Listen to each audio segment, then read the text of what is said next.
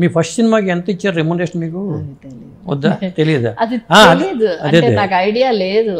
అది monthly salary లాగా ఉండేదండి. ఓకే. ఎందుకంటే 1 year యాక్ట్ చేశాను కదా, ప్రహ్లాద్ 1 year.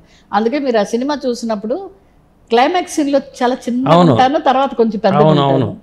అది శాలరీ కింద. పిల్లలతో సినిమాలు చేస్తే మాత్రం వెంటనే కంప్లీట్ చేసేయాలి. 1.5 year. చాలా టైం పట్టింది అసలు. అంటే పిక్చర్ మరి పెద్ద సెట్టింగ్స్, కాస్టింగ్. ఎవరండి అప్పుడు రంగారావు గారు, అంజలిదేవి గారు, ఎవరు సూపర్ స్టార్లు వాళ్ళందరూ అప్పుడే. అవును. మరి రమణారెడ్డి గారు, పద్మనాభం గారు, రేలంగి గారు, ఎస్పెషలీ బాలమురళీకృష్ణ గారు, నారదుడు, ఇంతమంది కాస్టింగ్. ఒక డాన్స్కి ఎల్ విజయలక్ష్మి, ఒక డాన్స్కి వాణిశ్రీ. అవును, చాలా పెద్ద సినిమా, పెద్ద హిట్ అది సినిమా. సెట్టింగ్ పైగా టైటిల్ రోల్ అంటే మీకు మొదటి సినిమానే టైటిల్ రోల్ రావడం అంటే, ఈస్ట్మన్ కలర్ టైటిల్ రోల్ రావడం అంటే మాటలు కాదు, దైవానుగ్రహం ఉంటే తప్ప అది రాదు. పైగా ఆ పిక్చరు ఫస్ట్ టైం ఢిల్లీలో రాష్ట్రపతి సర్వేపల్లి రాధాకృష్ణ గారికి, నేను స్కూల్కే వెళ్ళలేదండి. 5వ సంవత్సరంలో ఎక్కడ వెళ్ళాను? 1 year ఏవిఎం స్టూడియోకే వచ్చేదాన్ని. ఇంకో ముఖ్య విషయం ఏంటంటే, అంతా ఓకే అయ్యి షూటింగ్ స్టార్టింగ్లో ఏవిఎం చెట్టారు గారు అప్పుడు రమ్మన్నారట నన్ను తీసుకుని. మా అమ్మగారు నాన్నగారు నన్ను తీసుకుని ఆయన రూమ్కి వెళ్ళాం. ఓకే. సపరేట్ రూమ్, పెద్ద ప్రొడ్యూసర్ అయినా బ్యానర్కి వాల్యూనే ఎక్కువ. రాము సినిమా వీళ్ళు నమస్కారాలు పెడితే, నీ పేరేంటి అని అడిగారు ఆయన. తెలిసి ఆయనకి అడిగారు, రోజా రమణి. కాదు, నీ పేరు ప్రహ్లాద, ఈ రోజు నుంచి నిన్ను అందరూ ప్రహ్లాద అని పిలుస్తారు, ఓకేనా అన్నారు. తర్వాత నీకేమి ఇష్టం అని అడిగారు. నాకు చిన్నప్పటి నుంచి ఒక రేడియో ఇష్టం. ఎందుకంటే ఆ పెద్దది మర్ఫీ రేడియో అందరిళ్లలో ఉండేవి ఆ రోజు. దానికి ఒక టేబుల్, దానికి ఒక ఫ్లవర్ వాజు, దానికి ఒక లేసు గుడ్డలు, చాలా డెకరేషన్ చేసేవాళ్ళు. మా ఇంట్లో కూడా అలాగే ఉండేది. దాన్ని బాగా తిప్పేసేదాన్ని నేను, ఆ వాల్యూమ్ అవి ఇవి.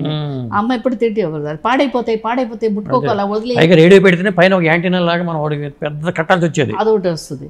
ఈ తిడితే నాకు సపరేట్గా ఒక రేడియో ఉండాలి, వీళ్ళు తిడుతున్నారు తిప్పుతుంటే అని ఊరికనే అలా అనుకునేదాన్ని. అని నీకేమి ఇష్టం అంటే రేడియో ఇష్టం అన్నాను. ఆయన వెంటనే 2-in-1 ట్రాన్సిస్టర్ అని ఉండేదారు, అది తెప్పించారు. నన్ను అక్కడే కూర్చోబెట్టి తెప్పించారు, అది ఇచ్చారు. కానీ స్టూడియో చాలా పెద్దది, మరి రోజు నువ్వు తిరగాలంటే కారులో కష్టం. అందుకని నీకు సైకిల్, రేడియో, ఈ రేడియో వెనకాల సీట్లో పెట్టుకో, సైకిల్ తొక్కుని ఈ ఏవిఎం స్టూడియో అంతా తిరిగని 2 తెప్పించారు. ఓకే. అది నా జీవితమే ఒక సినిమా కథలాగా ఉంది. అది నా ప్రయాణం, ప్రహ్లాద ప్రయాణం అలా స్టార్ట్. చాలా మంది నన్ను ఇంటర్వ్యూలో అడుగుతారు, మీరు పాములు సింహాలు సరే వదిలేయండి, రంగారావు గారు మీరు ఇంత ఉన్నారు, ఆయన అంత రాక్షసుడు గెటప్ అవన్నీ వేసుకుని మీరు భయపడలేదంట. అప్పుడు నాకు రంగారావు గారు ఎవరో ఏం తెలుసు, అవును ఆయన ఎవరు, ఆయన యాక్ట్ చేస్తున్నాడా, అసలు అది మేకప్పా విగ్గా ఏమి తెలియదు, ఆయన అలాగే ఉంటాడు కోవాలనుకున్నాను. తర్వాత ఆయన మీద ఒక పెద్ద జోక్ నా జీవితంలో, చిన్నారి పాపల పిక్చర్లో యాక్ట్ చేశాను, సావిత్రి. ఆయన తోటమాలి ఆ సినిమాలో. ఆయన బాల్డ్ హెడ్ ఒరిజినల్, చిరిగిపోయిన పంచి, కండువ, నన్ను ఎత్తుకుని పాట పాడతాడు ఆయన. మొహం తెలుస్తుంది నాకు, అప్పటికి నాకు 7 ఏళ్ళు 8 ఏళ్ళు, ఒక 3 ఏళ్ళు అయింది. ఆయన రంగారావు గారు అని తెలుస్తుంది. కానీ నేను చాలా రోజులు ఏమనుకున్నానంటే, పాపం ఈయన పేదవాడు అయిపోయాడు, మహారాజు, ఇన్ని నగలన్నీ పోయినాయి, పట్టు పంచ పోయింది, ఆయన చిరిగిపోయిన పంచ కట్టుకుని, పాపం జుట్టు లేదు, ఇంత జుట్టు ఆయనకి, నన్ను ఎత్తుకుని పాడుతున్నాడు. నన్ను ఎప్పుడు ఆ సినిమాలో తిడుతుంటాడు ఆయన, శ్రీహరిని మర్చిపోయాడు, ఇందులో ఏంటి నన్ను ఎత్తుకుని జ్వాలపాట పాడేస్తున్నాడు ఈయన, పాపం పేదవాడు అయిపోయి ఇలా అయిపోయాడు కోవాలైట్. మనకి థాట్లో ఏంటంటే, చిరిగిపోయిన బట్టలు వేసుకుంటే పేదవాడు, మంచి ఏదైనా గ్లిటర్ వచ్చే బట్టలలాగా వేసుకుంటే గొప్పవాడు. పాపం ఆయన అంత గొప్పవాడు, నగలు లేవు పాపం, నగలు పోయింది, అన్నీ పోయింది, పాపం ఇలా అయిపోయాడు ఆయన అని మనసులో అనుకునేది. ఆ తర్వాత 2-3 వెళ్ళిపోయాక, అయ్యయ్యో ఆయన వేషం అలాంటిది, తోటమాలి, అది మహారాజు. మరి నేను కూడా అలాగే వేసుకున్నాను కదా, నేను నగలు వేసుకున్నాను, అందులో మంచి పట్టు పంచ, మరి ఇందులో చిన్న నిక్కరు, ఓ చిరిగిపోయిన షర్టు, మరి నేను కూడా పేదదాన్ని అయిపోయినా, ఇద్దరం అలా అయిపోయావా? చాలా రోజులు నాకు నాలో నేనే నమ్ముకునేది. ఎన్టీఆర్ గారి సినిమాల్లో మీకు బాగా ఇష్టమైన సినిమా ఏదండి?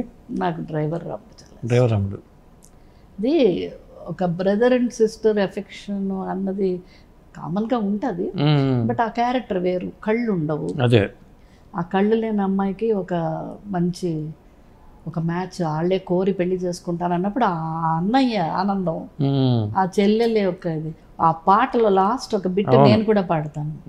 ఆ దేవుడు ఎదురైతే నేనేమి కోరను, నా అన్న రూపమే కనబడితే చాలు.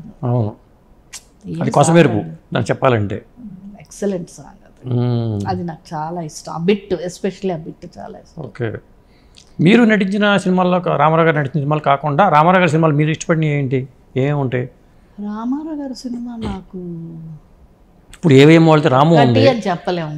ఏవేమో రాము, దేవత, రక్త సంబంధం, అది అన్నా చెల్లెలు అనుబంధం కదా. అనుబంధం అసలు బాధ అంటే ఆ ఇన్నర్గా వాళ్ళు పడే బాధ అసలు ఇప్పుడు కూడా మనం ఆ సీన్ చూస్తే కళ్ళల్లో నీళ్ళు వచ్చేస్తుంది. ఎక్కువసేపు చూడలేం, కనపడదు, నీళ్ళు వచ్చేస్తాయి కళ్ళల్లో. ఒకటి కాదండి, చిట్టి చెల్లెలు, అది బ్రదర్ అండ్ సిస్టర్. ఆయన అలాగే మరి కమర్షియల్ సినిమాలు అలాగే మరి చిక్కడు దొరకడు ఎంజాయ్ చేసేవాళ్ళం అండి. ఆయన కామెడీ కూడా భలే ఉంటుంది.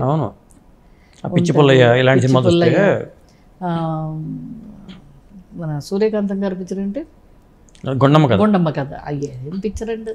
కాస్టింగ్ ఇద్దరు హీరోలు, వాళ్ళిద్దరు సావిత్రి గారు, జమున గారు, మధ్యలో ఈవిడి.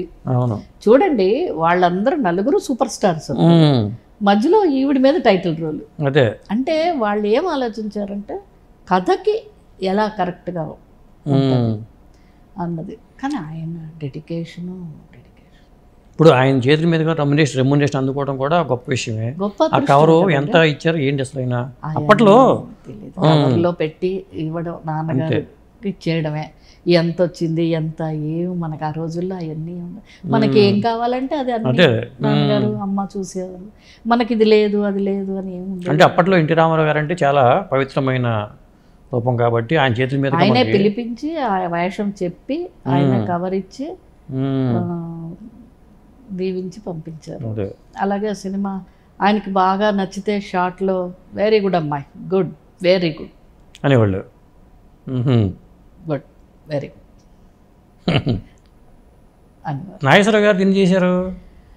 నాగేశ్వరరావు గారితో ఆలు మగలు ఒకటి చేశాను కోడలుగా. ఇంకోటి అంటే మరపురాని మనిషి. అవును, అందులో శ్రీదేవి ఫస్ట్, సెకండ్ నేను, థర్డ్ లత అనుకుంటా. అలాగా చేశాను. ఇంకో పిక్చర్లో ఒకే ఒక బిట్టు, నేను మురళీమోహన్ గారు ఏదో షూటింగ్లో ఉన్నాము ఇద్దరం ఉంటే, నాగేశ్వరరావు గారు ఆపత్ బాంధవుడా ఏదో, శారద గారు నాగేశ్వరరావు గారు ఆపత్ బాంధవుడు అనుకుంటా.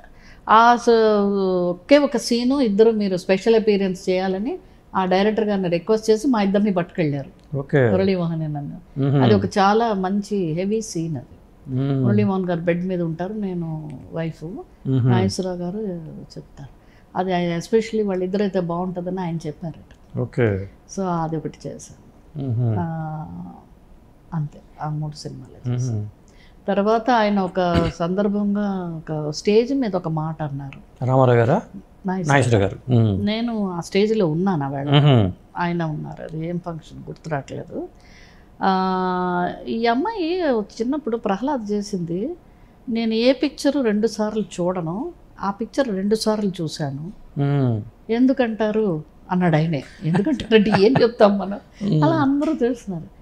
ఆ సాంస్క్రిట్ డైలాగ్స్, ఆ పద్యాలు, ఆ పాటలు ఎలా లిప్ మూమెంట్ ఇచ్చింది ఈ అమ్మాయి అని దానికోసం చూశారట. అట్లాగా అంటే నోరు తిరగవు కదండి సాంస్క్రిట్ పద్యాలే.